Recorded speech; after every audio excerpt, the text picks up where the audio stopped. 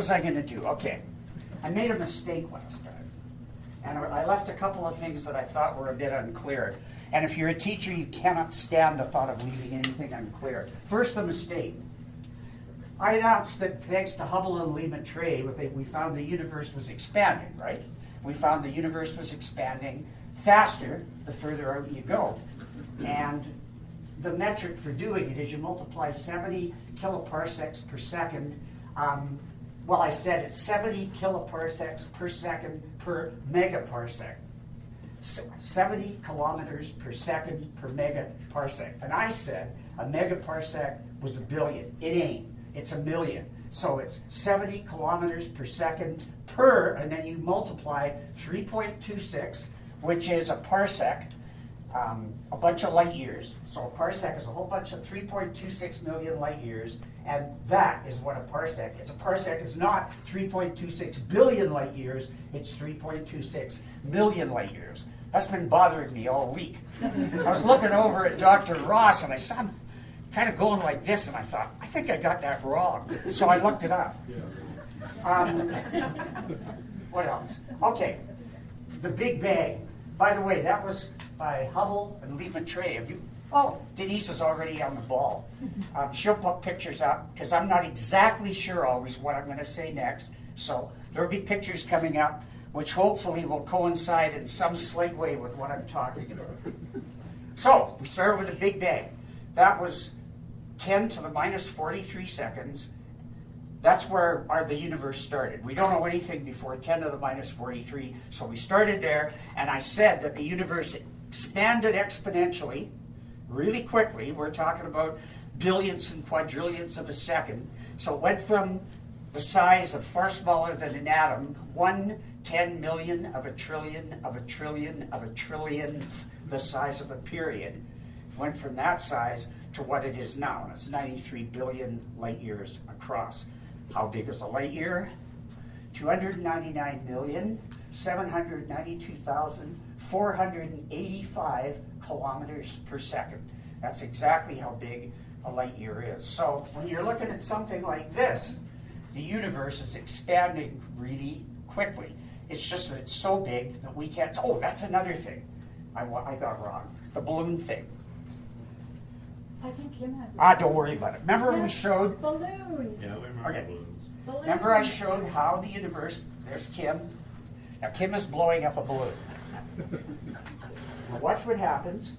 All those spots that we put on the balloon, those were the little clumps that were there at the very beginning of the Big Bang. And as the universe expanded, everything got bigger, except what I didn't tell you last time was the distance between the clumps got bigger, but the clumps themselves didn't, because the clumps are bound by gravity, whereas the area in between them is being pushed apart by a thing called dark energy, which we do not have a clue about, except that it seems to be pulling or ripping the universe apart. So I wanted to mention that. And when the Big Bang went off, it was a bang with no noise and no fire. It was a bang that was not an explosion. Everybody pictures it as a big ball of fire, and why not? That's the only kind of bangs we know. But that's not what it was. It was just an expansion of space-time exponentially, so that it went from tiny to gigantic in virtually no time. So that was the beginning of time, space, and everything. Everything was crammed into one place, and then it blew up. I also wanted to make clear about what an atom is. Now, I'm not trying to be patronizing here, but we just need to understand that at the smallest level, when the Big Bang happened, the first things that were created were the most elementary particles. And the most elementary particles are things like quarks, neutrinos, and electrons. They're so small, they're not made of anything else. They're so small, you can't see them. We have to infer their existence through mathematics. So, the smallest, simplest things are created first, and then as the Big Bang proceeds in evolutionary sequence, the particles come together as the universe expands and gradually form into the things we know and love, which I put over here. So 3.787 billion years ago, we had the Big Bang. 3 minutes after the Big Bang, we had the first atomic nuclei. We should probably look at a picture of the periodic table here. No? We have a Just a sec, problem. just a sec, Al. We have a problem. Go ahead, tell about the periodic table. Okay, well, anyway, as I was going to illustrate, at 3 minutes we had nuclei formed. The universe had cooled enough. It cooled down to, I can't remember, I think it was about 1 billion. It had cooled down enough that the nuclei could get together, so the quarks could get together. I want to make sure you understand this. Quarks get together to make hadrons. Can we show them a picture of the Large Hadron Collider? No, okay. Projectors on the blink. Okay, so quarks get together to make hadrons. 3 quarks are a hadron. The only ones we care about are protons and neutrons because they make up the nuclei of atoms, right? And then those nuclei of atoms collect electrons, and that is your atom. It's a nucleus and an electron. So quarks make hadrons, hadrons make protons, protons and neutrons, probably one under there, make nuclei, and the nuclei collect electrons, and that makes it an atom. Okay? Thank you. Bosons. We're going to get a picture of Bose? No. Okay.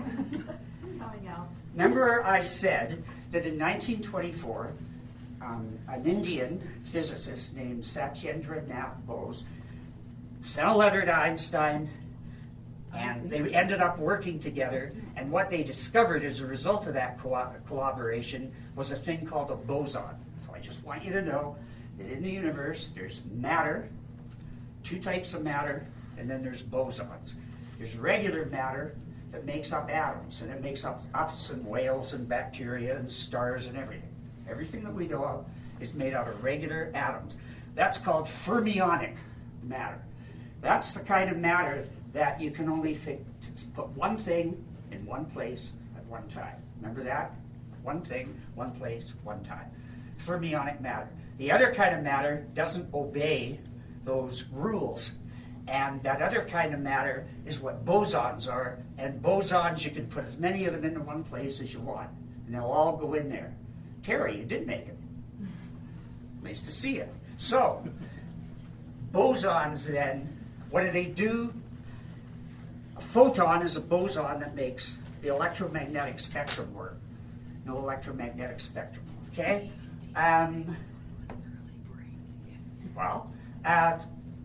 Honey, Yeah. you could always draw a picture. Yeah, okay. I think rather than carry on in that way, I just wanted to make sure that you understood what a boson was. And bosons make the 4 forces work. That's all. This is it. Electromagnetic force, lights on and off, computer not working. Okay? Thanks to James Clerk Maxwell. Remember him? Okay. Electromagnetic spectrum. Then the photons are the bosons that make that work. Another thing is, remember the banana? Bananas have potassium. Potassium decays. Why does potassium decay? Because a proton can turn into a neutron. That's the first step in step. Because a proton can turn into a neutron,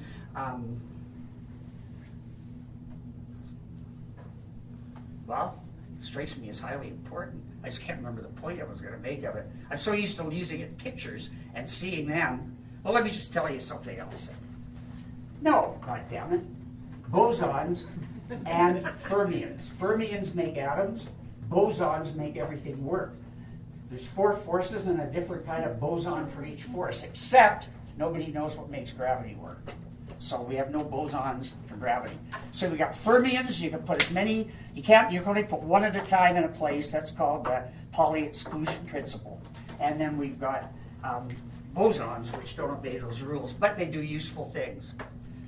Okay, I'm going to go over here for a minute because we don't have any pictures that we can apply to any of that. So here's what we're going to do. Last time we saw that in the first 3 minutes we had nuclei. After 380,000 years, we had atoms.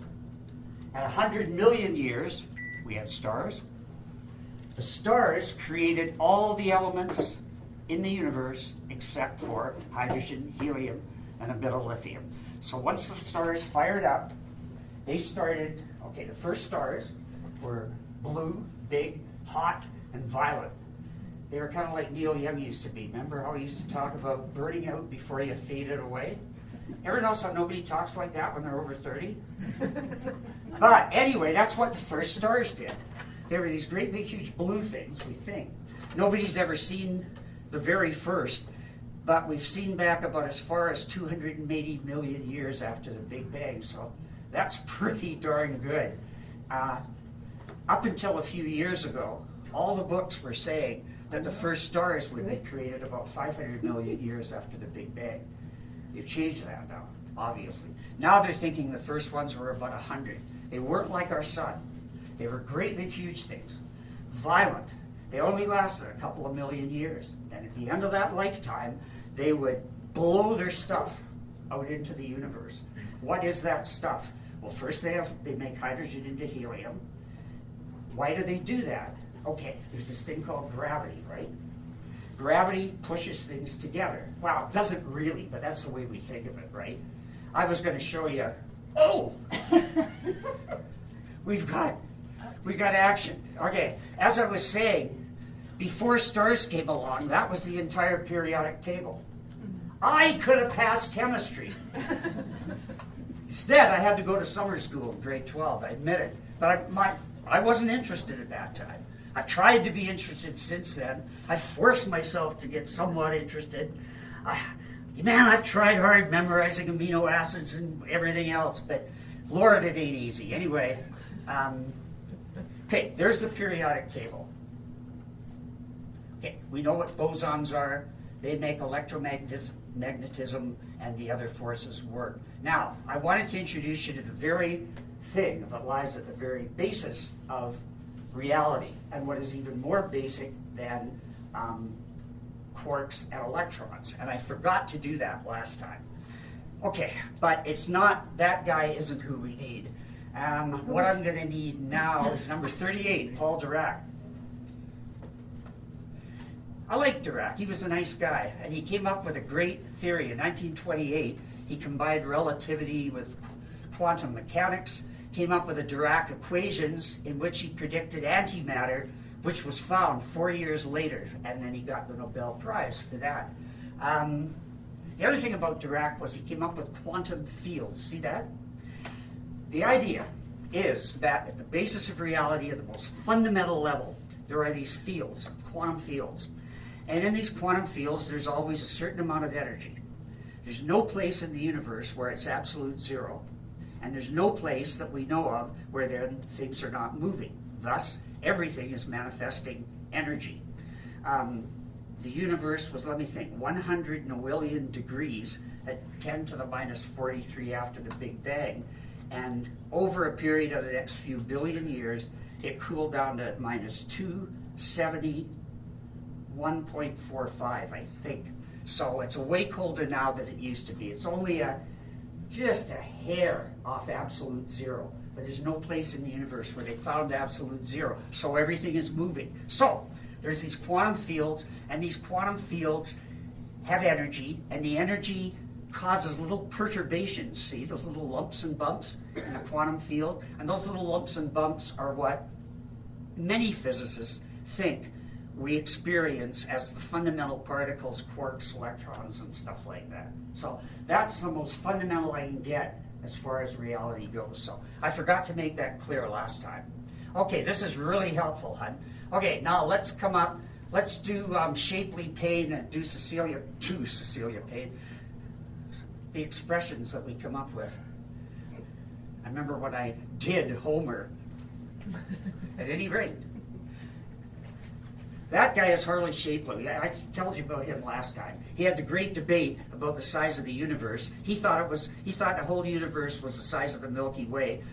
The guy that he debated with, Curtis Hebert, thought it was bigger and that the universe was bigger than the Milky Way, and Harlow Shapley was wrong. But I've been wrong about a lot of things too, and I forgive him. What I like about the guy is that first, he told the House on Un-American Activities Committee to shove it, and secondly, he hired that woman. That's Cecilia Payne. In 1923, Shapley hired her and encouraged her to write her PhD thesis. Now, Cecilia Payne did this. She had an advisor called Alfred Norris Russell. Russell saw what she was doing and said, Now, what Cecilia Payne was saying in the thesis was, she said, the sun is not made out of the same stuff as the earth in the same proportions. That's what everybody thought. That was the local dogma. She said, no, it's mostly hydrogen and helium. That's what I think. And he said, oh, geez, don't say that. He said, that's far too daring. It's probably not right. So, what happened? 4 years later, Alfred Norris Russell comes out with a thesis that the sun's made out of hydrogen and helium. What a rat, eh? So that's why I put Cecilia Payne there, because I'm not a feminist here. All I'm trying to do is credit where it's due. Remember Henrietta Leavitt? Well, she didn't get the credit, so I mentioned her. So Cecilia Payne, there was an astronomer that said her thesis was the most brilliant ever written in astronomy. So, 1923, 1925, that era. Cecilia Payne, Harlow Shapley. Shapley's got the Shapley supercluster named after him. I didn't know that last week. You know what another thing was I didn't know? This is why I love this stuff. So I'm sitting there last night with Denise. We're watching TV. Remember that thing? And somebody said, wasps don't have noses. Yes. There was a crime show and it was something to do with something forensic. And the question came up about whether wasps could smell. And I know damn well that insects perceive odors, but I was sitting there and I thought, no, they don't have noses, so how do they perceive odors, right? So I looked it up. Get this. They've got these antennae, right? Okay, on the antenna, there's these little things called sensilla. Inside of the sensilla, there's epithelial tissue. In that epithelial tissue are these receptors that pick up molecules coming through the air and lock onto them. And then the wasp, it picks up those molecular receptors coming through the air on these neurons in the epithelial tissue and then sends that off to the brain, and the wasp acts accordingly. That's how they smell. Now, this is the neat part. That epithelial tissue and those neurons are the same stuff that's in our noses. That's the interesting part. Same stuff. Now, the last time we were related to wasps was about 530 years ago in the middle of the Cambrian. That's a long time. So how did we get the same tissue? There's two ways you can do it. One way is by homologous evolution, where you're both related and you both develop the same tissue because you're related. The other way is through convergent evolution, where you're both different creatures, but you're responding to the same environment. And consequently, you end up with the same type of thing. Like a bat flies, so does a bird, so does an insect, but their wings are totally different. A pterodactyl's wing is completely different than a bat's wing. A bat uses 4 fingers, whereas the pterodactyl had one gigantic 4th finger. Isn't that amazing? So, I just wanted to bring that up. That's something I discovered in the last 24 hours. That's why I love this stuff. Epithelial tissue, same as us, as in wasps. And wasps evolved from, bees evolved from wasps about 40 million years ago. I can't remember how long wasps have been around. I'm pretty sure they evolved from ants. But anyway. Oh yeah. Stars, Cecilia. Oh yeah, I fish about stars, okay? Stars have a lifetime. So they start out, gravity starts mashing stuff together. The stuff gets hot. The stuff, as it gets hot, gets hotter and hotter. It's getting squeezed. It's not like being hot. Finally, those atoms get together when the temperature hits about 10 million degrees or something. Our sun's 16 million Celsius in the middle. Okay, so once it hits 10 or 15 million degrees, finally, the atoms can't stand it anymore, and they start fusing into helium. And when they fuse into helium, that gives all that energy, and the star is able to fight back against gravity. Okay, so everything's good now. If this is our sun, everything's going to be good for the next 5 billion years. But after 5 billion years, sun's going to run out of hydrogen. What's it going to do? Gravity's going to start to squash it again, right? I hate that gravity. So the sun says, all right, and it starts fusing the next thing, which is helium. It starts turning helium. Oh, I know, we should look at the periodic table when we're doing this. Can you give me a full periodic table? It's like 40 or 42 or... It's in the 40s, I know that. Okay, good. So there was nothing in there before the stars. Then the stars come along. Now, how do the stars make all this stuff? Okay, let's just imagine we're our sun. So Here's our sun. 5 billion years from now, the sun has used up all its hydrogen. It's going to start fusing that into helium. It fuses that into helium. Now, okay, not well and good. The only problem is it can fuse it into hydrogen at 15 million. It's got to have 100 million degrees to get it into helium. So the helium phase is a lot harder, right? And that goes a lot quicker. Then what's the next phase? Okay, well, it's going to have to start working on the next thing. What's that? That's carbon. Because the first element created was hydrogen. Second was helium, then a lithium. And then after that, near the end of their lives, most of them, but anyway, just keep looking at our sun. As our sun nears the end of its life, instead of just doing hydrogen into helium, it's going to do helium into carbon. That'll probably do carbon into oxygen, and that's probably about as far as it'll get, because it's not very big. It's only a slightly bigger than average star.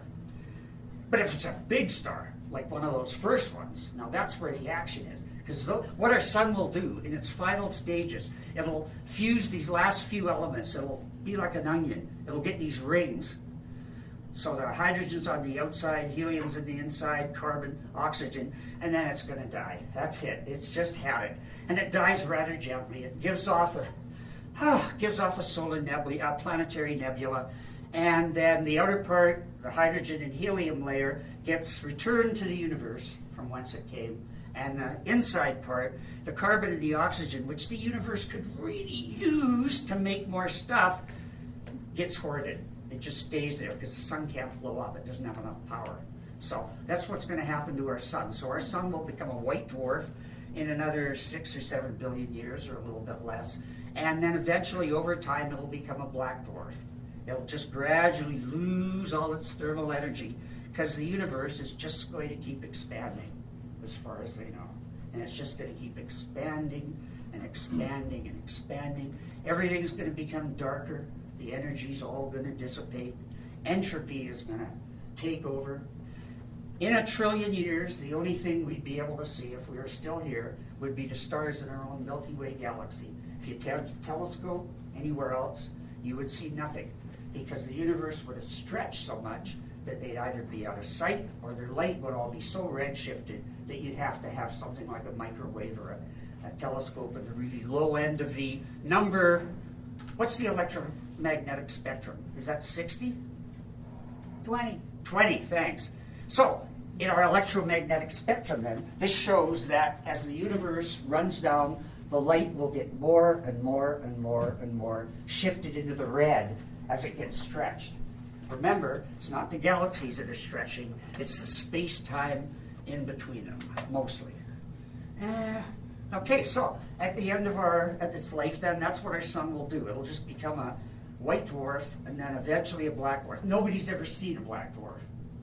Why? Because it takes too long for them to form. A black dwarf probably take trillions of years to form, and then trillions and trillions and trillions of years after that to just gradually lose out its energy. So that's the fate of the universe, we think. It's a heat death. Everything becomes more and more and more boring. There was a BBC episode where Brian Cox was talking about it. I swear, the guy was just delighting in the fact about telling you all of this horrible stuff that was going to happen. Anyway, we're living in a really good time right now. The world has never been such a safe place to be. There's very few asteroids. The temperature's cooler, better, and more equitable than it has been just about any other time. And there's no large beast walking around that could render us into little bits with a single bite. The problem is there's us, and I'm not going to go on about that. The fact is we're wrecking the place, and that's a fact, and that's all I'm going to say about it. This is not a political broadcast. It's science. So wherever science is, I'll be, and I'll try to stay out of everything else. Okay, so what is everything in the universe? Now, did I make that clear about stars? Oh, no. Finish about the big stars. The great big blue ones, they don't behave like our stars in the last. This is important. What they do is they blow up. And they make all the stuff that I showed you on the periodic table, including iron, gold, copper, zinc, all the stuff we think of as matter. That's all made by those giant stars. And what happens is they make it up to iron. Yeah, they make it up to iron, number 26. And normally that's as far as most stars can ever go. But if you're really, really, really, really huge, at least 8 times bigger than our sun, then you can generate most of these or all of these other elements. And when you're going to do it, you're going to do it in the last 15 or so seconds of your life. That's when you're going to do it. You're going to get up to iron. The universe, gravity is trying to crush you in one last desperate effort to stop being crushed like that. You give one final push and you blow everything out in there into the universe. And then you're dead. And that last gasp seeds the universe for everything, life, new stars, everything. So the fact is, the universe is full of recycled material. The average human atom has probably been through at least 2 stars.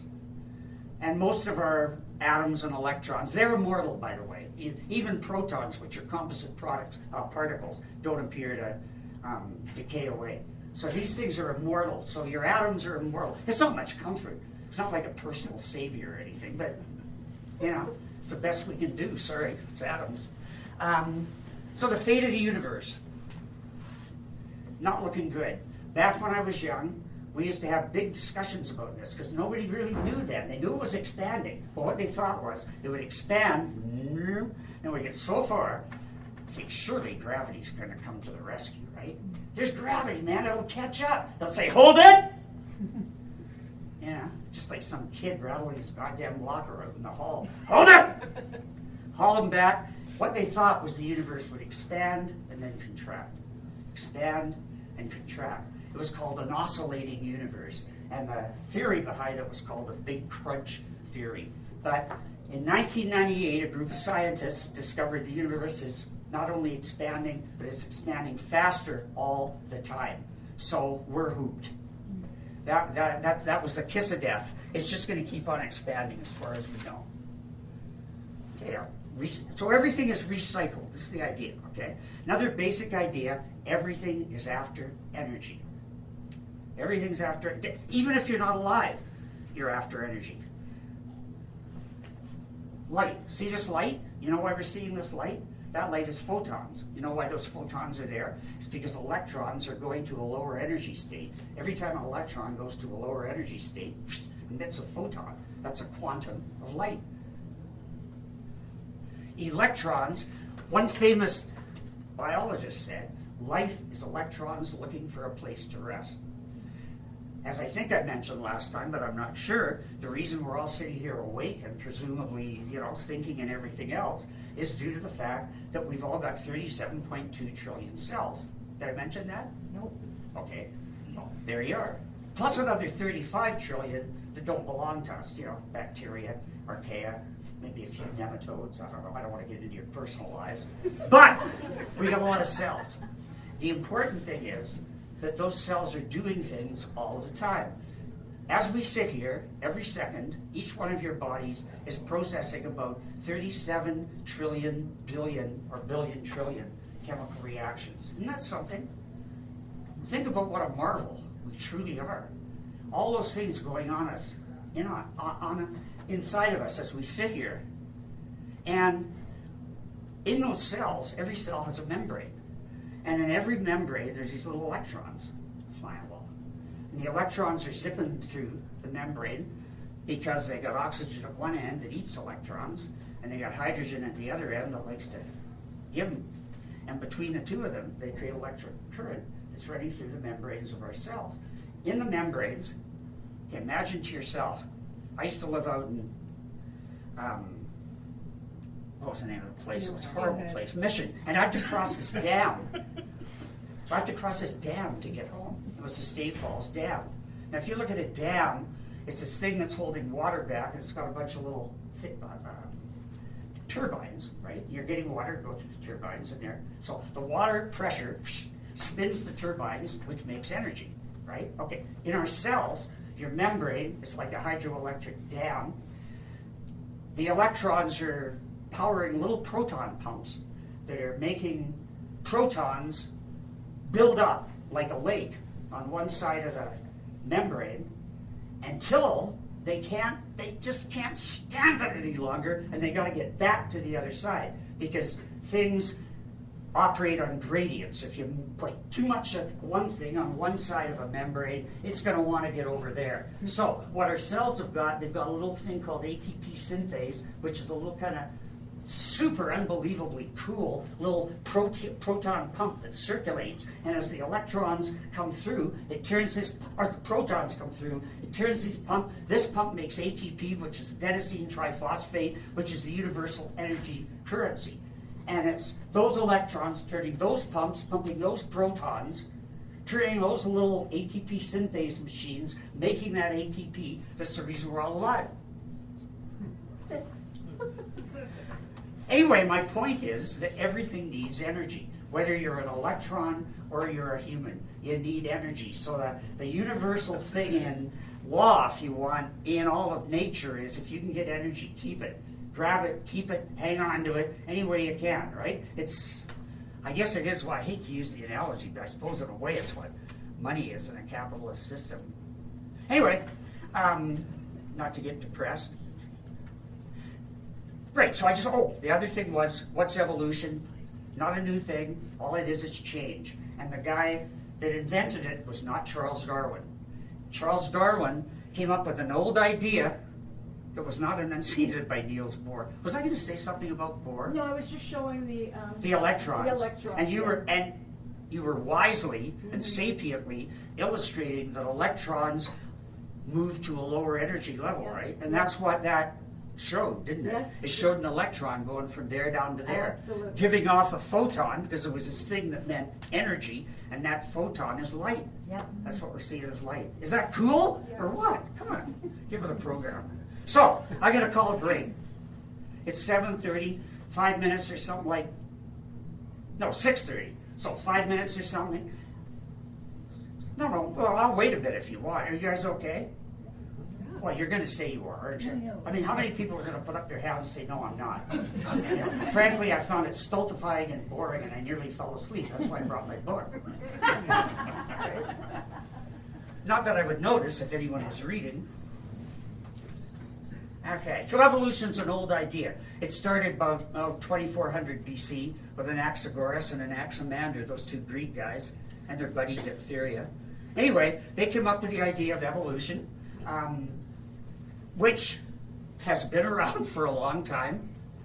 Oh, I love this one. Okay, that's Anaximander and that's Anaxagoras. Anaximander said, we descended from fish.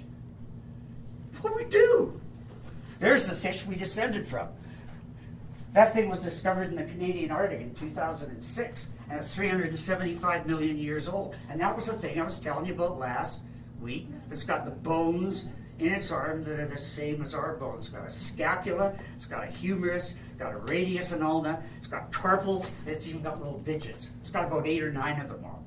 So this is maybe a good idea. It's interesting, digits. The first fish, apods, the first fish that came out of the water, experimented with all these different numbers of digits, and they finally settled on 5.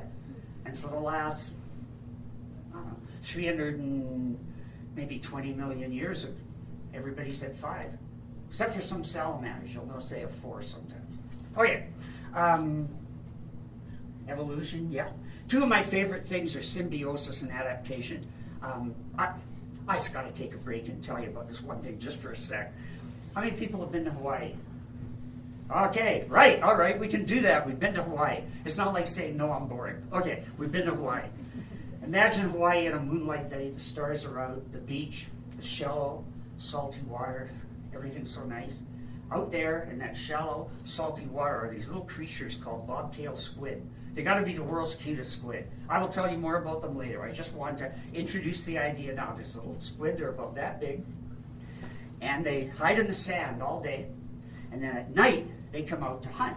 They're cute, but super vicious. They grab little amphipods and that, rip them apart with their beaks, which, by the way, are made out of chitin, which is the same things as the outside of mushrooms are made out of. Why? Well, something to look at later. Anyway, these things have got these little beaks and they're ripping things apart out there. Now, while they're hunting, other things are going to be hunting them. Remember, it's a moonlit night. What does the squid do? The squid, inside of it, has got these little bacteria, Vibrio fishi. And these little bacteria, the squid takes them in when it's a baby squid.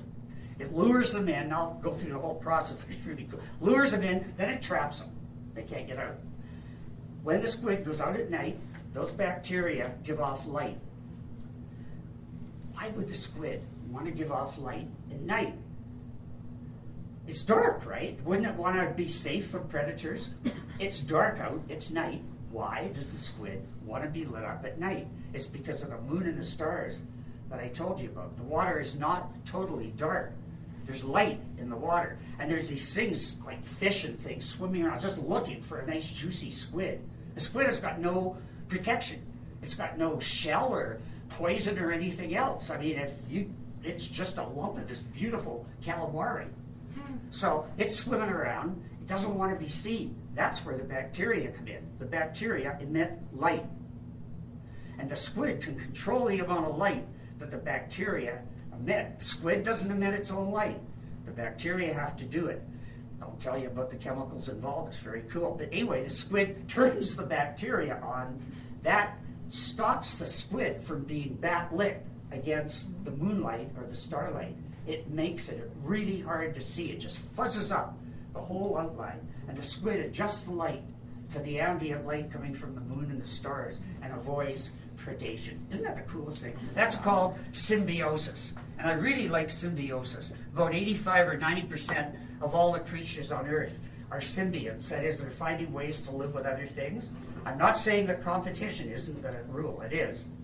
Everything is competing. But some people compete, or not some, well, some people do, and it's great. But other organisms compete by cooperating. It's really common. So we'll be looking at the different ways that's what I find so interesting about all this stuff, is the different ways things have evolved. And one of the ways they've evolved is by evolving symbiosis, where things live together. Okay, now we've been just about 3/4 of an hour, so I'm just going to take a little break so that I can remember what I was really supposed to be talking about, and then I'll come back. So I'll see you in a sec. Thanks.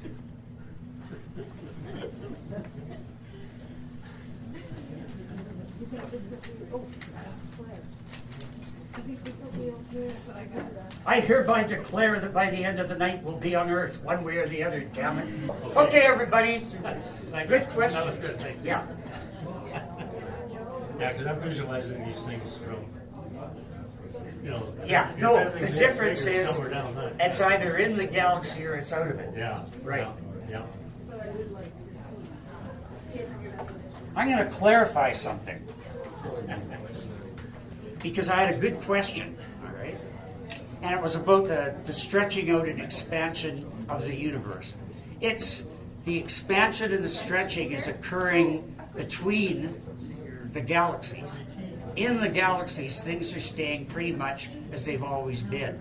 So in our galaxy, all the rules apply. If a star blows up in our galaxy, we'll know about it, believe me, we'll see it if it's a supernova, and it'll come at us as well as go away from us. Everything in our galaxy right now and our little solar system is just fine.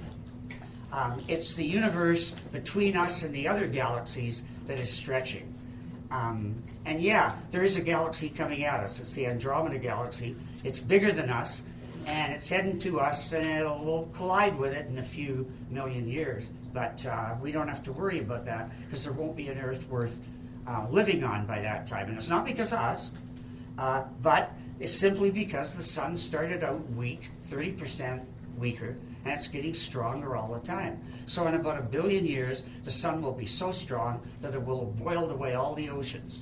But we won't worry about that because the Earth's magnetic field will probably have failed by that time too. And without a magnetic field, we couldn't be protected from solar radiation, and so we'd all be fried and die. So before 1 billion years, it's all over. I figure we got at least another couple of 100 million years, good years on the planet if we, so choose to make use of it. So I just wanted to illustrate then that it's space-time that is stretching. It's not in the galaxies. Einstein, let's have number 30. Einstein could not deal with the fact that the universe was expanding. Hated it. So he came up with a thing called the cosmological constant in 1917 to fix his equations and make his equations say that the universe wouldn't expand. Back universe. So he put in the cosmological constant. So he put in the cosmological constant. For the next 20 or 30 years, nobody knew if he was right or if the other guys were right. But it was finally proven that the other guys were right over and over and over and over and over. There is such a thing as quantum mechanics. There are such things as bosons. They don't obey the kind of Pauli exclusion laws that they should. It's pretty weird, but I don't want to give you the idea that it's totally random. It's not. There are rules. Remember, light can only move in quantum. There are rules. You can't just do anything, but the rules are different. That's all. They're weird rules, and it's a weird universe. So the people I talked about last time figured a lot of that out, including Einstein, but he came up with the cosmological constant, which made the universe stay still. Now get this. And then, in 1929, remember, Edwin Hubble announced that the universe was expanding. So Einstein thought, and he visited Hubble at the observatory, and he said, yeah, you're right, I admit it. One thing I like, at least he could admit he was wrong.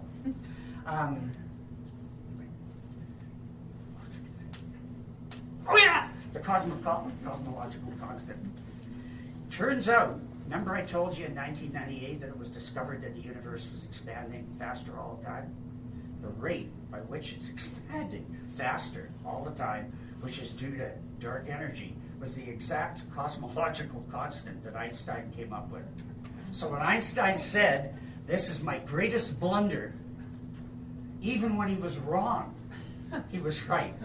In a way, it's just crazy. You know? Anyhow, so evolution is the evolution of an old idea. All Charles Darwin did, I shouldn't say all he did, this was huge. He had the insight that it's natural selection that makes it work. That's all. The other guys didn't know how it worked. Which brings me up to this guy, Wegener. Alfred Wegener. Is that a name on everybody's lips? Is that a household name? I know you guys are like, you've got pictures of Mendeleev and the periodic table on your walls at home. And you've probably composed poems to Alfred Wegener and that. You're just holding out at me. Anyway, Alfred Wegener, isn't that a great picture? Now this guy is my idea of a scientist and a leader. Alfred Wegener was a meteorologist, a climatologist who was interested in doing work on the Greenland ice sheets. In 1912, Alfred Wegener, after looking at a map, by the way, we've got these pictures up. I got to show you that. Well, no, I'll talk to you about it in a minute. Show us the map first. Which one, hon? It's that one of Pangaea, Okay. where Wegener looks at it and he sees how the continents have. That's it. Wegener looked at an old map of the Earth, or he looked at the Earth as he thought it would have been 330 million years ago when the supercontinent Pangaea was being assembled. Wegener looked at the positions of the ancient continents and he thought to himself, this cannot be a coincidence that Africa and South America, wait a minute, I've got a thing around here someplace. Is this my laser thing? Yeah, just press the button. Okay. Set. Oh, I've got to hold it. Okay. Yes. All right, so Wegener looked and saw the way that South America fitted into Africa. And he thought that cannot be a coincidence. And then he looked at some species of animals, I think it's 3 types of therapsids and 1 type of plant, and saw that those animals and plants were distributed all over. Not just on one, but on all of them. So he thought, not only did I fit together, but the fact that these ancient species were found on all of them shows that they were joined. So in 1912, he presented his thesis to an assemblage of geologists, and they laughed at him. Not only did they laugh, but they cursed him. They didn't like the idea that a non-geologist was messing in their territory. And they said, well, yeah, how could the continents have moved? How come they're not there anymore? Nobody could come up with a good solution. The defenders of the status quo said, well, there used to be land bridges, and then there was a flood. Yeah? Well, nobody had a good mechanism, all right? Now, should I tell them about Wilson next, or I got to tell you? I got to go back to Wegener while we're on Wegener. Okay. Yeah. So this is the theory that Wegener came up with. I'm going to look at the modern version in a minute. Why I wanted to go back to this was he made 4 expeditions to Greenland, and those are the things that they invented to take to Greenland. That thing over there, just a sec, is the world's first snowmobile. That's a snowmobile made out of plywood. And that's what the kind of stuff that Wegener had in his later expeditions. On his first expedition, let me think, he was there from about 1912 to about 1930. So the first expedition, the leader of it fell down a crevasse and broke his leg. Second expedition, he and his party ran out of food. Everybody ran out of food. So they ate their dogs, then they ate the ponies. What was next, I don't know, but they got rescued just in time. On the third expedition, Wegener's partner got frostbite and they had to cut his toes off with a penknife, no anesthetic. And on the last one, Wegener thought that his men in the interior were in trouble and were running out of food and supplies. So he organized an expedition to go rescue them. And he and this young guy named Rasmus, somebody, the guy was 23, Wegener's 50, okay?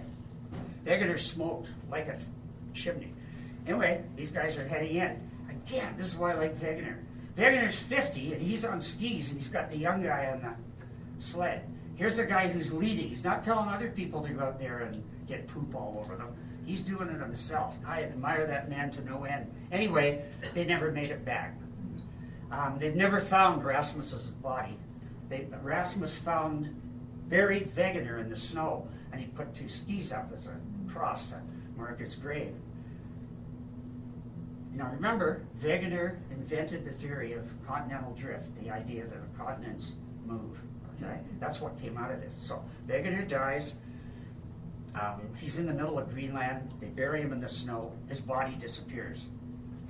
Nobody knows where it is, but somewhere in Greenland is Wegener's body, and it's not where it was buried. Because A, glaciers move, but B, so do the continents. Isn't that cool? So Wegener's body is now no longer where it used to be. Iceland isn't moving very fast, or Greenland. Like, you've probably read sites that say the continents move as fast as your fingernails, right? Yeah, well, some do, but most of them move about the same rate as your toenails, which is about maybe 3 centimeters a year. Yeah. Anyway, my point is that Wegener's body moved. Some places move faster than others, while we're on the subject of plate tectonics. Take Australia. Well, kind of hard, it's big. But anyway, if Australia has moved, they took a satellite image of Australia in 1996, and when they took another one recently, Australia had moved over 2 meters. Isn't that something? Now, if you add that up over a long period of time, that's a lot of movement, right? So that's why it's not hard to imagine, based on that when the dinosaurs went extinct, those continents that I showed you that used to be together had moved part way apart, and now they're further apart than ever. And in another couple of 100 million years, they'll all be in totally different places again. They're moving around and around and around the Earth. I've got a diagram of the Earth. Should I show them how it works, son, or maybe move on to? Yeah, I'll leave plate tectonics maybe for another time, and just try to finish off so I can kind of end up where I want to end up. So last time we essentially did the Big Bang, and we got to the point where 9.2 billion years had passed, and we're now going to take a look at our part of the universe and look at how our solar system evolved. So, I don't know, I've got number 40 here. Let's try it and see. No, that's a periodic table. Is it? You want the solar system? The solar system, yeah. These are theories of the origin of life. I was going to do that after. I got to do the solar system first. Must be back here. If I can't find it, I'll just do it from memory. Oh, there it is. Okay, 4.6 billion years ago. Show us our molecular cloud, baby. There was a giant, once upon a time, 4.6 billion years ago, in the Orion arm of the Milky Way galaxy. Milky Way is 54. Let's take a look at our galaxy. It's hard to look at because we're in it, but that's a rendition of what we think it looks like. So you can see it's a nice barred galaxy, a barred spiral galaxy. Beautiful looking thing, I think. Anyway, that's where our sun is. Oh, like a pointer. So cool. That's technology. Yeah, so that's where we are, there. Now let's take a look at number 42. Why? I don't know what, pardon? Why? Oh, so that's the way it's going to be, is it? And you're eliciting all this sympathy. This is the burden that I must bear, right? The burden of the world upon my shoulders. What is it right? you want to Having look to at? deal with this intransigent and recalcitrant individual. What is it you want to look at? I don't know, that might have been a horrible mistake. At any rate, We were how at about a the- molecular cloud? Could we do a molecular cloud? No, that's what you No? want to say. I'd be happy with a molecular cloud. Okay, off in the area where I showed you, there's a giant molecular cloud. What's a molecular cloud? It's what left after stars have blown up and thrown their stuff all over the universe. So a molecular cloud is a giant cloud of dust and gas, hydrogen, helium, and a few of all those other elements that I showed you on the periodic table. What happens is a supernova goes off. A supernova is what a big star does when it dies. You remember I said they blew up and blew their stuff everywhere? That's a supernova. There's different kinds, doesn't matter. They're really bright. If one went off, we'd know it. One went off in 1054 BC. How do we know? Because it's a place in the southern United States where the local Indians put it as a petroglyph on an overhang. You know those Pueblo areas down there in the southwest U.S.? Well, if you go down there, I didn't go to it. I missed out a lot of things in my life. I've really missed out a lot of cool things. I've seen some, thank God. I've been and seen the Bristlecone Pines and a few other things. But I did not go and see that. But Okay, so they What's saw it it talking at about? they saw it at 1054. sorry? They saw a supernova in 1054. Yeah, so anyway, in 1054, right. So one went off. And the Indians recorded it. And who So else? that's how bright it is, okay? Right, you could see it, obviously, at night and probably in the daytime too. When those things go off, they're usually visible in the day. Now, the neat thing is that in 1572, when William Shakespeare was 8, there was a supernova. In 1604, which is when he was, 1616 is when he died. So in 1604, there was another one, 2 in one lifetime. And as I told you last time, Shakespeare's lifetime coincided with that of one of the greatest astronomers, Johannes Kepler. And so Kepler saw it too, and it's called Kepler's supernova. But those are the kind of things that when they go off, shock molecular clouds. Okay? That's Galileo. Isn't that Galileo? No, it's Kepler. Oh, is that Kepler? And it's supernova. Oh, okay, well, cool, thanks. Well, there's Kepler and his supernova. That thing in the middle means something. What Kepler came up with was the idea that planets evolve in ellipses. They can't go in circles. They have to go in ellipses. Right now, we're in an ellipse around the sun. One of the reasons for glacial periods is that the way we go around the sun varies.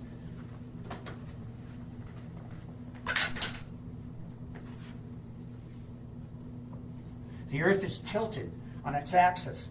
It tilts between 23.1 and 24.5 over a period of 41,000 years. Why do we care? Because it's that period that determines probably whether we're going to go into an ice age or not. Because, although it may not sound like much, the difference between one and the other is huge. Right now, let me think, it's spring. We were closest to the sun on January the 4th and will be farthest away from it on July the 5th. Why am I saying that? I'm not sure, but it has to do with the climates and the seasons. Right now, we're at 23.4. I'm pretty sure. Now, this should be 22.1, right? Okay, we're at 23.45 right now. That's not bad. If we were tilted to the maximum degree, that would mean that in the winter, in the summer, we get the maximum amount of heat, and in the winter, we get the maximum amount of cold. If we were tilted to the smallest amount, then the summers would be mild and the winters would be mild. So if you're in this extreme, it's hot in the summer and cold in the winter, and if you're in this one, it's more equitable. So what brings on ice ages is when 3 things coincide. This, which is axial tilt, but I love the real name of it, it's called the obliquity of the ecliptic. Isn't that great? The obliquity of the ecliptic. And all that means is that we're tilted more sometimes than the other. And if you're tilted a lot, you've got more chance of going into an ice age because you've got hotter summers, but get this, colder periods. Now wait a minute, that's what people used to think. Then a guy named Milutin Milankovic, I don't think I'll write that all on the board. He's a Serbian, it's not his fault. Anyway, Milutin Milankovic came up with the idea of what are now known as Milankovitch cycles. And in a nutshell, it says the Earth's orbit around the sun varies in its ellipticity. Sometimes it's more circular, sometimes it's more elliptic. That varies over a period of about 100,000 years. So when do we get the most heat? Well, whenever we're closest to the sun. So sometimes it's round, sometimes it's more of an ellipse. If it's more of an ellipse, you're going to get more variation in the seasons, right? Okay, that's one thing. So we got the obliquity of the ecliptic, which is the tilt. We've got the orbit around the sun.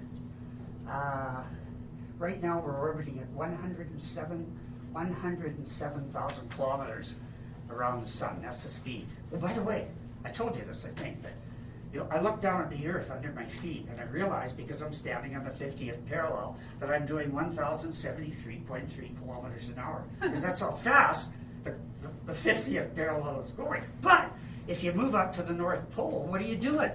If you're standing on the North Pole, you're not moving at all, right? That's a day on the North Pole. But if you're on the equator, where you're doing 1,075 kilometers an hour, you're really whipping around, right? You see why the ancient Greeks didn't want to believe that the Earth was spinning on its axis, or why it was going around the sun. So let's make a planet, shall we? Sorry? So shall we make a planet? A planet. Yeah. We had a molecular Well, anyway, cloud. let's carry on with the molecular cloud. I apologize for that deviation. So, the molecular cloud gets shocked by a supernova. It turns into a Nebula? protoplanetary disk, which becomes a nebula. What is happening is that gravity, when the supernova goes off, it shocks the molecular cloud. That shock causes gravity to make the thing start contracting. As it contracts, angular momentum starts spinning. It starts spinning faster, and it spins faster and faster, and the stuff clumps more and more toward the center until finally all the small parts either destroy each other that are going around, or they hit each other and destroy each other, or they hit each other and accrete. So things are getting bigger as they go around the sun, and they're gradually clearing out paths by smashing other things out of the way. And so we have areas where the planets are going to be forming. At about 100,000 years, we get a proto-sun. Now, that is not a real honest-to-God sun. That's just the sun getting hot. It's not got nuclear yet. It's just getting hot. So it's still chemical reactions, not nuclear ones. Sun gets hotter, and at a certain point, exactly 3 million years after that starts to form, so 4.97 billion years ago, the sun fires, the first planet forms, and that's Jupiter. Let's look at Jupiter. Well, we're not looking at it, but that's nuclear fusion. That's what's going on in the sun right now. Okay, there's the solar system. I'm not really crazy about that. We couldn't get a good one. I may have to draw it for you. But anyway, Jupiter formed first. So here's the sun.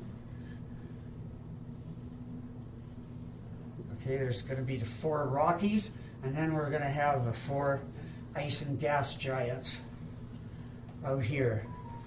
And the furthest one out is Neptune, and then we're going to have Uranus, and then we're going to have Saturn, and then we're going to have Jupiter. It's the first one to form. It got all the stuff. That's why it's the biggest. It was the first, and it got the most. Jupiter formed first, followed by Saturn. So you got Jupiter, I beg your pardon. Sorry. Never done this before. Okay, so there's the two gas, those are two ice giants. Here's the two gas giants. This is Saturn, it's got a ring around it. That's Jupiter. And then you're going to have the four rocky planets in here, and that's us right here. Okay, so first planet to form is Jupiter. Jupiter is monstrous. It forms, followed shortly after by Saturn, and then at some other time by the next two, which are Uranus and there's Neptune, right? They're in order, but it's just harder to see, right? So we got the ice giants out here: Neptune, Uranus, Saturn, Jupiter. Then the inner rocky planets: Mars, Earth, Venus, and Mercury. That's the sun. And there's a bunch of asteroids in here. Yeah, asteroids. And then there's a scattered disk out here and a Kuiper belt, and way out halfway to the nearest star, there's the Oort cloud. And that's the solar system. So, solar system forms Jupiter first, then Saturn. Then what do? They get into a resonance. That means that for every 3 times Jupiter goes around, Saturn goes around once. And they end up, so Jupiter goes around twice to Saturn's, or 3 times to Saturn's 2 times. These 2 planets, the 2 big boys here.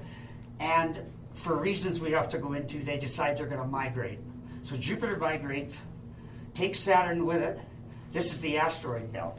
It's full of rocks of various sizes, everything from the size of planets down to meteors. Anyway, they plow through it and they cause the asteroid belt to scatter in all directions. So Jupiter and Saturn migrate through the asteroid belt. Then they turn around and migrate back out. And they end up further out here than they started with, closer to where they are now. And so we got the gas giants. They're mainly water, ammonia, a bit of methane. Same with these ones, except these ones are a lot colder. So we got the gas giants and the ice giants. And then Jupiter goes on its migration, wrecks the asteroid belt, moves back out. Then the sun fires up. So the sun finally goes nuclear. Starts fusing hydrogen into helium. And for the last 4.55 billion years, the sun has been fusing 600 tons of hydrogen into 594.5 tons of helium every second. And it's still doing that. And it's still there. That's the amazing part of it. It's still there after. It shows how big it is, right? It's been doing that for the entire life of the solar system, and it's not that much smaller than it was originally. It's not going to disappear. We don't have to worry about it. We'll lose the moon eventually because it's moving away further all the time. It's the old fingernail thing again, about 3.78 centimeters a year. But the sun isn't, so we're going to keep the sun. The rocky planets form, now the formation of the Earth. And I can't talk about the formation of the Earth without talking about the formation of the moon. And I'm not going to panic. Last time I kind of saw that I was running out of time and became even more incoherent than I usually am. So this time I'm going to try. I mean, I can hear Time's Winged Chariot, right? But that's all right. Just back off, Chariot. I don't care. Right? So this is fusion. That's what the sun's been doing. There you have your proton being turned into a neutron by colliding with another proton. One turns into a neutron, there's another collision, you get deuterium, which is an isotope.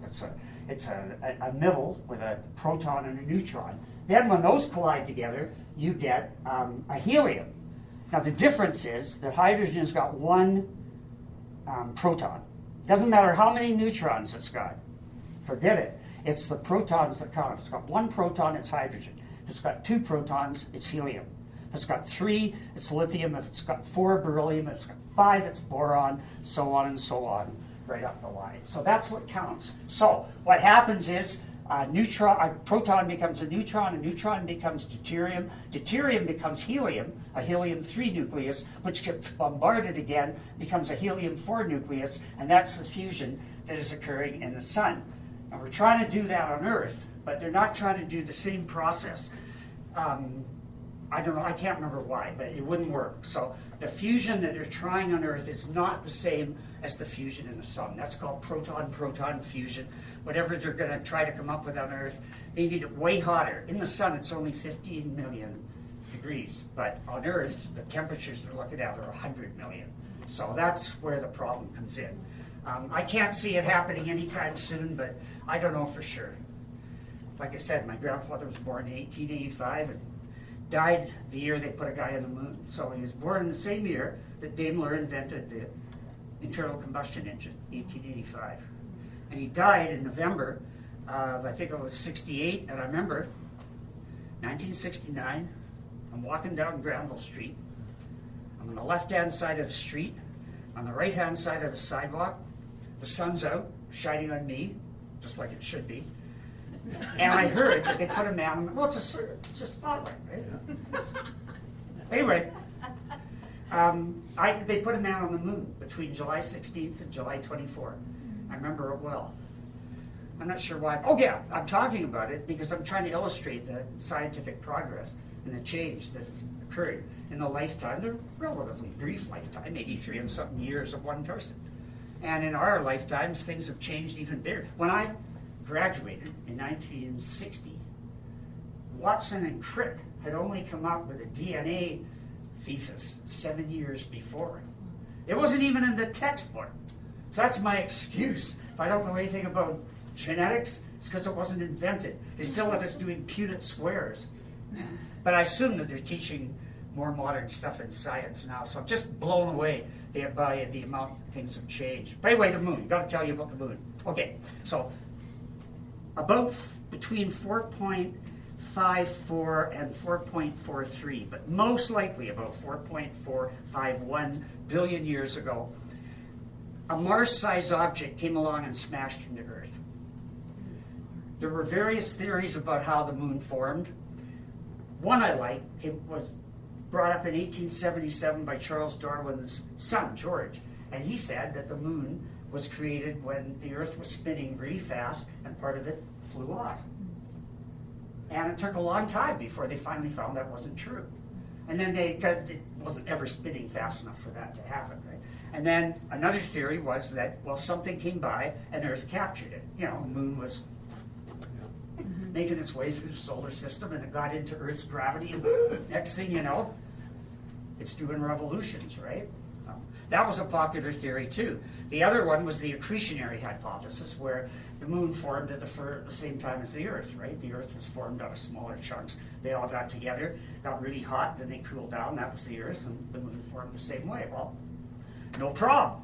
Until they got to the moon back in 1969. And let's take a look at the, probably look at the two sides of it. Let's carry on with the, we can look at the two sides of it, and then we'll look at the impact. Just show me the next slide, baby. Okay, there's the two sides of the moon. You can see that the far side and the near side are pretty different, right? The far side, as you can see, has only one dark spot on it. That dark spot is 1% of it, and that's part of what you see in the middle. That's the second biggest impact crater in the entire known in the universe.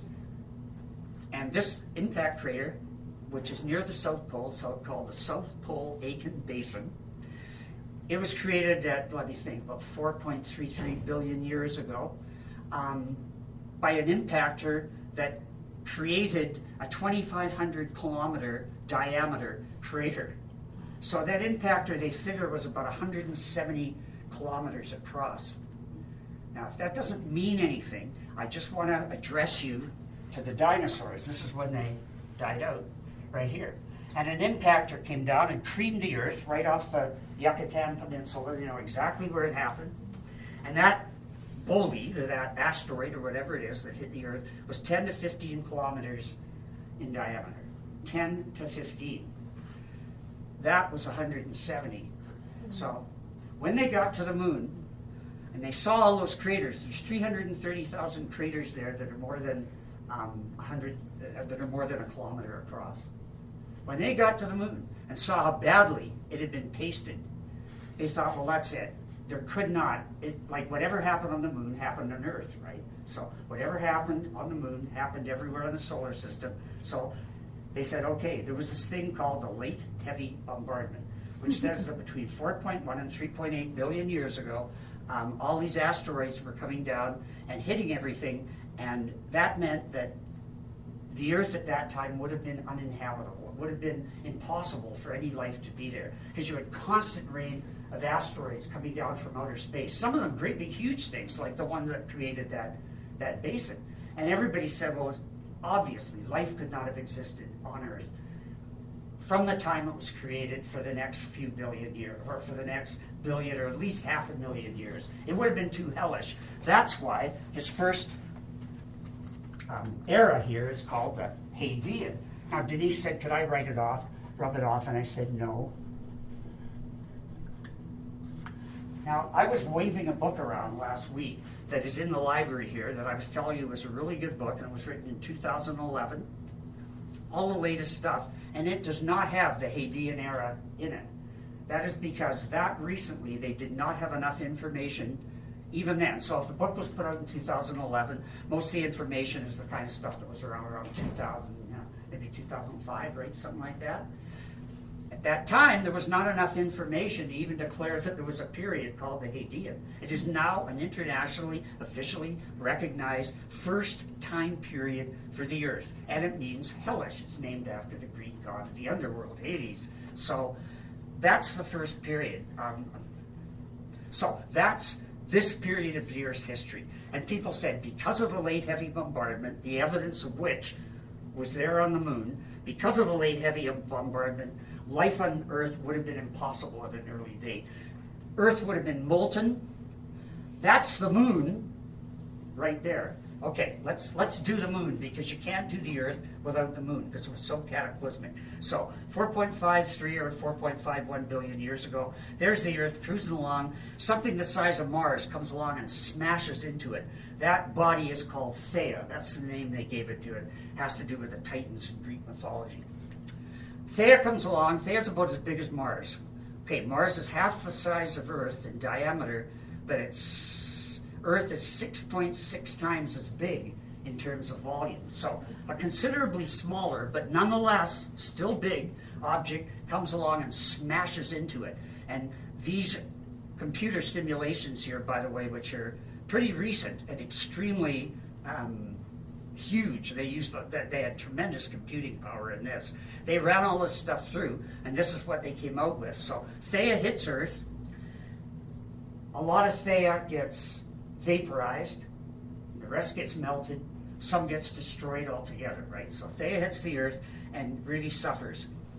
Earth is melted and the outer part vaporized, but nobody's sure how much. So most authorities think somewhere between 1 and 2/3 or 3/4 of the Earth was either melted or vaporized, and nearly all of Theia.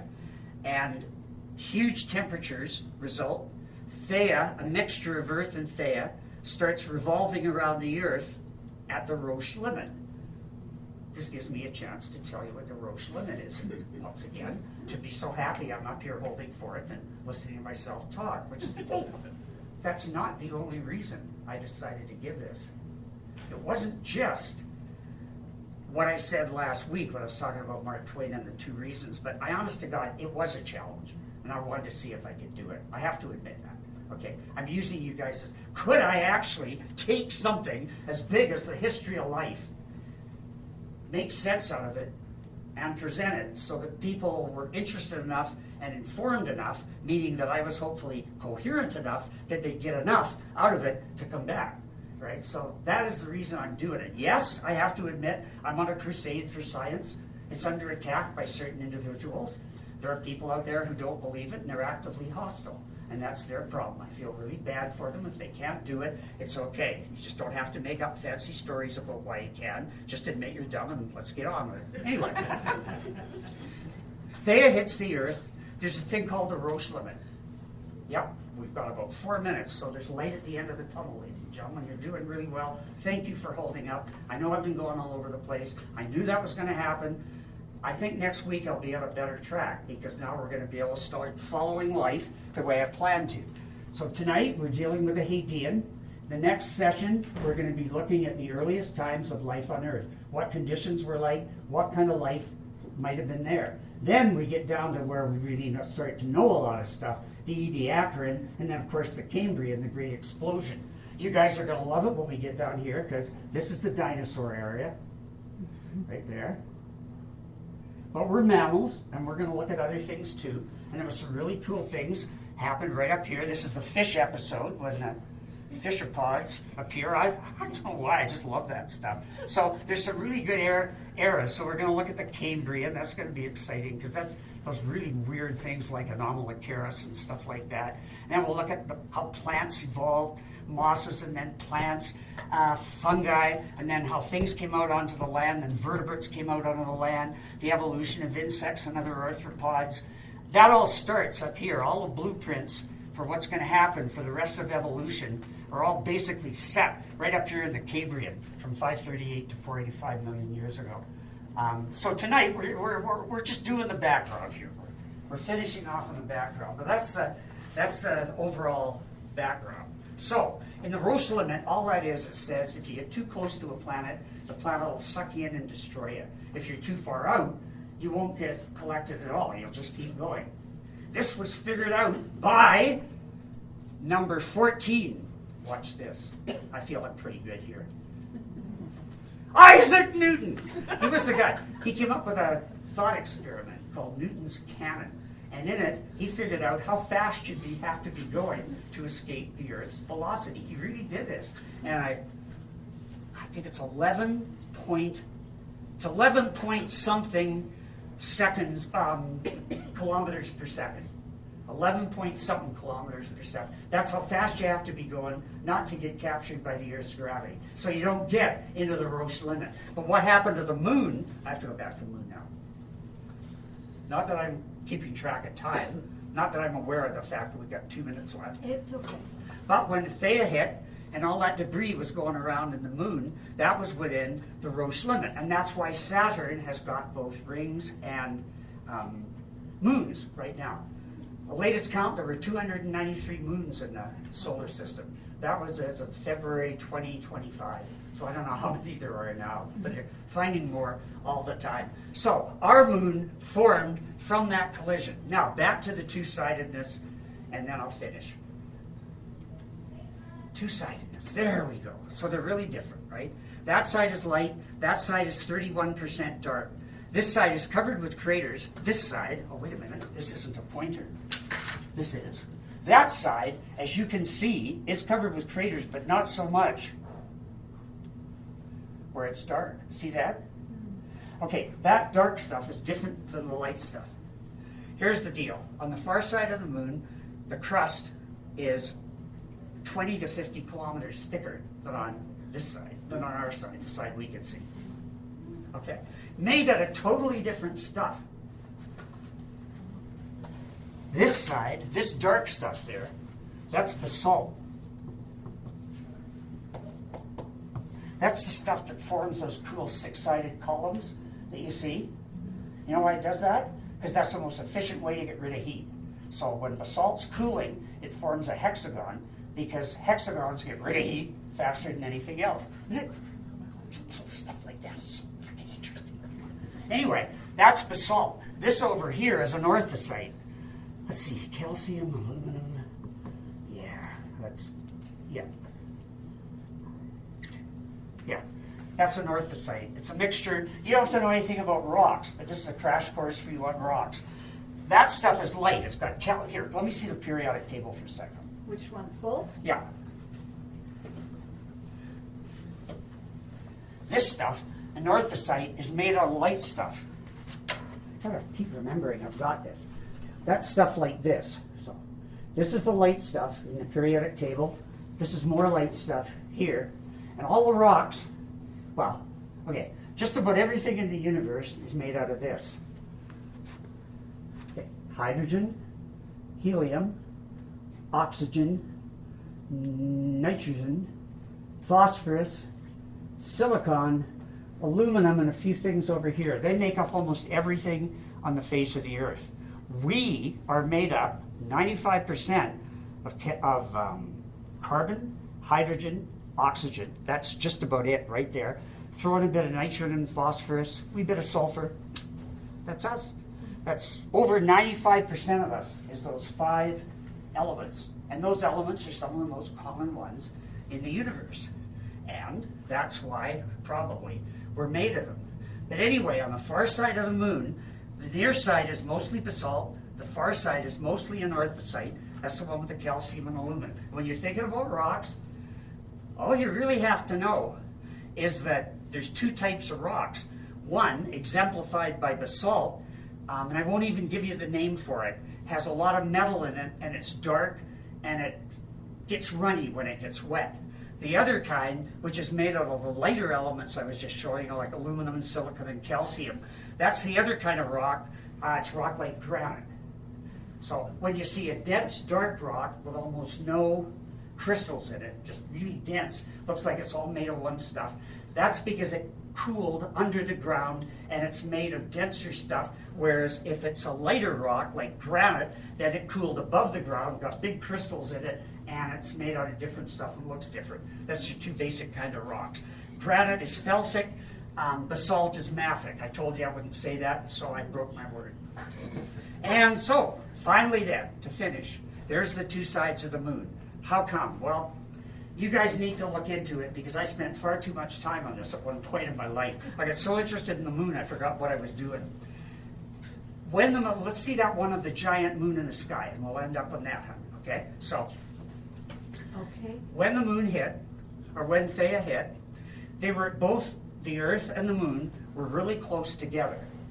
Right now, the moon's 384,400 kilometers away. Back then, it was about 20,000 kilometers away.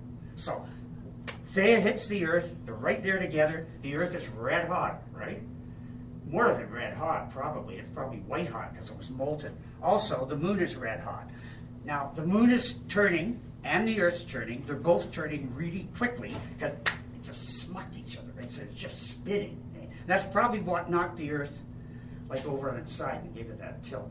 So they're both spinning really fast, but this is what happens. Because the Earth is so much bigger than the moon, let's see, the Earth is 12,756 kilometers in diameter, if you measure it around the waist, because it's thicker through at the waist than it is from the poles.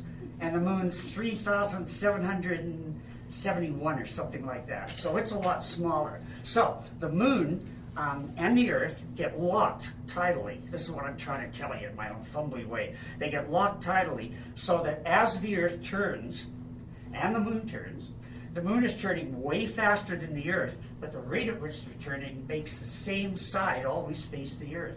So, if indeed the same side has always been facing, the same side of the moon has always been facing the Earth as it was at the beginning, then that's why one side looks different than the other. Because the side facing the Earth was getting all the heat, and the side on the other side was a lot colder. Because they're both turning at the same rate. So the far side of the moon stays cold, the near side of the moon gets hot. And that is why on the far side of the moon, the stuff that precipitates out first, that has the highest melting point, it settles down and gets thick. Whereas on the near side of the moon, where it's hot, stuff isn't settling down and precipitating out. So everything that settles out on this side of the moon settles out way after the other side. It was thousands of degrees, or hundreds of degrees, hotter on this side of the moon, on our near side of the moon than on the far side of the moon for a long time. So also, there's the thing of radioactivity. This is where we end. There was a lot of radioactivity in the early universe. You know all the lead on Earth, right? A lot of lead. It's a common element. Do you know all that lead used to be uranium? Yeah. We have 2 main kinds of uranium, uranium-235 and 238. One decays as a half-life. I told you about half-life last day, right? Rutherford invented them. Anyway, so it's got a half-life of 710 million years. That means in 710 million years, half of it's gone. So all the uranium on Earth, except for one type, which is called uranium-204, all the other uranium on Earth was formed by lead, and the lead is decayed. So if it's uranium-235, which has a long half-life of 446 million years, it's only had one half-life to go through since the Earth was created. But if you're uranium-235, which is the more potent type, in which they make nuclear bombs out of, then that kind has a half-life of 710 million years, so that's lots of half-lives. And you use those half-lives to date everything, because they tick off like an atomic clock, which is what they are. So they're perfect for this. So one side of the moon was hot, the other side was colder, and the side on this side, all that dark stuff that we showed you, is radioactive. It's got potassium and thorium and uranium, and it's decaying, and that heat is contributing to that problem. So what probably happened then is that the far side cooled and got thicker, the near side cooled much more slowly. It evolved a thinner crust, and the crust was made out of basalt, which is runnier and more metallic than the stuff on the other side. And remember those asteroids? Every time, and show us the other side of the moon. I gotta make you do one last thing here. Okay? That side of the moon is the radioactive side. It's got a thing on it called CREEP. K-R-E-E-P. And CREEP stands for potassium, rare earth elements, and phosphorus. And the potassium is potassium-40. And it's along there with uranium and thorium, and they're radioactive as hell. So they've been radioactivity away up there for all that time, keeping that side hotter and thinner, because when the asteroids come down, they hit the thinner, hotter, more melty crust, and it runs all over the place. So it's been constantly erasing. Well, the bombardment ended around 3.1 billion years ago, mostly. But ever since then, that black stuff has been running and filling in the new craters.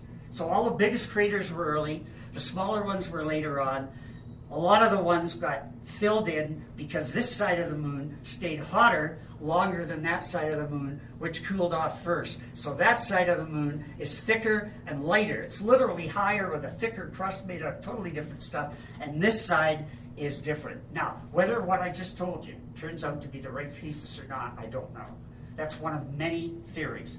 But, honest to God, I'm quite sure within the next 20 years they'll have it all figured out.